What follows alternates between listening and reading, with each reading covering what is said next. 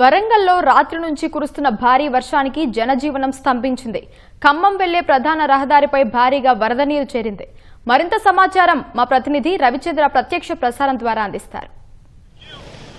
భారీ వర్షం వరంగల్ నగరాన్ని తడిసిముద్ద చేసింది. తెల్లవారుజాము నుంచి కూడా కుండపోత వర్షం కురిసింది. దీంతో రహదారులన్నీ కూడా చెరువులను తలపిస్తున్నాయి. ప్రధానంగా వరంగల్ ప్రాంతంలో గీసుకొండ సంగం ఈ ఏరియాలో కూడా అత్యధిక వర్షపాతం 20 సెంటీమీటర్ల వర్షపాతం పడింది. దీంతో రహదారులన్నీ కూడా చెరువులను తలపిస్తున్నాయి. ఎక్కడెక్కడ వాహన రాకపోకలు తీవ్ర అంతరాయం కలిగింది. అలాగే ఇళ్లలోకి వరద నీరు వచ్చి చేరడంతో ముఖ్యంగా పడుకున్న వాళ్ళంతా కూడా సామాన్లు సర్దుకోవడం దాంతో చాలా ఇబ్బందులు పడ్డారు.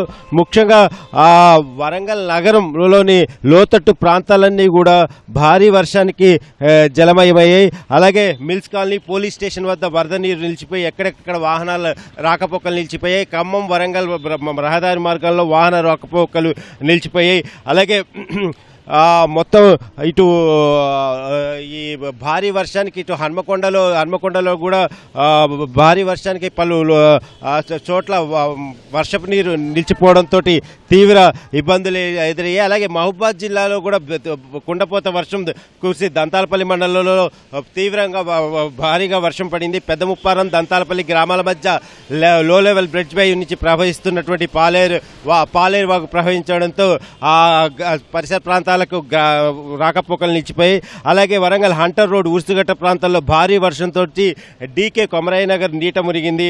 అలాగే ఇక మిగిలిన ప్రాంతాల్లో కూడా చూసుకుంటే ఎక్కువగా ఉదయం 3 ఆ ప్రాంతం నుంచి వచ్చినటువంటి ఈ భారీ వర్షానికి ఈ వరంగల్ నగరంలో వివేకానంద కాలనీ, లక్ష్మీ గణపతి కాలనీ, శివనగర్, మధురానగర్ కాలనీలోకి ఇళ్లలోకి వరద నీరు చేరడంతో కాలనీ వాసులంతా కూడా తీవ్ర ఇబ్బందులు పడ్డారు. వరంగల్ అండర్ రైల్వే బ్రిడ్జ్ వద్ద కూడా వరద నీరు ఉండిపోవడంతో వాహనదారులు ముఖ్యంగా ఆ మార్గంలో వెళ్లేటువంటి వాహనదారులు తీవ్ర ఇబ్బందులు పడ్డారు.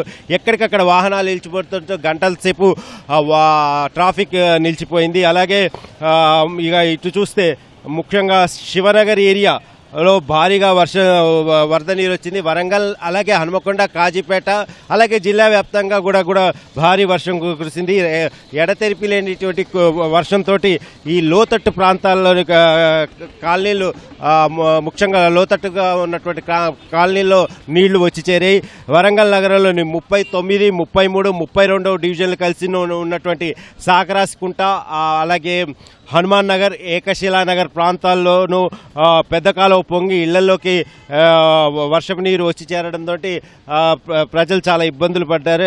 అలాగే ఎక్కడికక్కడ వరద పరిస్థితిని జీహెచ్ఎంసీ గ్రేటర్ వరంగల్ అధికారులు పరిస్థితిని సమీక్షిస్తున్నారు. అలాగే ప్రజలకు ఎలాంటి ఇబ్బందులు లేకుండా మొత్తం ఉదయం నుంచి కూడా వాళ్ళంతా కూడా రంగంలో ఉండి నిలిచిపోయినటువంటి వరద నీరు తొలగించే ప్రయత్నం చేస్తున్నారు. అలాగే చాలా ప్రాంతాల్లో ఉన్నటువంటి ఈ వర్షపు నీరు తొలగించడానికి గ్రేటర్ వరంగల్ కార్పొరేషన్ సిబ్బంది అంతా కూడా ఆగమేఘాల మీద విధుల్లోకి వచ్చారు. అలాగే వాళ్ళంతా కూడా ఈ ఉన్నటువంటి వర్షపు నీరు తొలగించి ప్రజలకు ఇబ్బంది లేకుండా చేస్తున్నారు. అలాగే టోల్ ఫ్రీ నెంబర్లు ఏర్పాటు చేశారు. వరంగల్, అలాగే హనుమకొండ కలెక్టరేట్లో కూడా ఉర్సుగుట్ట సమీపంలో డీకే నగర్లో కూడా ఇళ్లలోకి వరద నీరు చేరడంతో గుడిసెవాసులను పునరావాస కేంద్రాలకు తరలించే ప్రయత్నాన్ని అధికారులు చేపట్టారు. ప్రధానంగా చూసుకుంటే ఇక మొత్తం ఈ ఎడతెరిపి లేని వర్షం అంటే కొద్దిసేపటి క్రితం వర్షం తగ్గినా కూడా ఉదయం నుంచి కురిసినటువంటి భారీ వర్షంతో ఇటు నర్సంపేట ఆ ప్రాంతాల్లో కూడా భారీగా వరద నీరు వచ్చి చేరడంతో చాలా ఇబ్బందులు పడ్డారు. అలాగే ఇక మిగతా ప్రాంతాల్లో కూడా ఈ ముఖ్యంగా 20 సెంటీమీటర్ల పైగా పడినటువంటి వర్షం ప్రజలను చాలా ఇబ్బందులు గురి చేసింది. అలాగే ఇక గ్రేటర్ వరంగల్ అధికారులు ఆగమేఘాల మీద వచ్చి మొత్తం ఈ వర్షపు నీరు ఇళ్లలోకి చేరినటువంటి వర్షపు నీరు కాలువలలో ఉన్నటువంటి వరద నీరును మొత్తం చేసి కాలువలను తొలగించి వరద నీరు కాలువలోకి వెళ్ళేటట్టుగా చేస్తున్నారు. మొత్తానికైతే భారీ వర్షం వరంగల్ నగర వాసులను చాలా ఇబ్బందులు గురి చేసింది. Over to studio.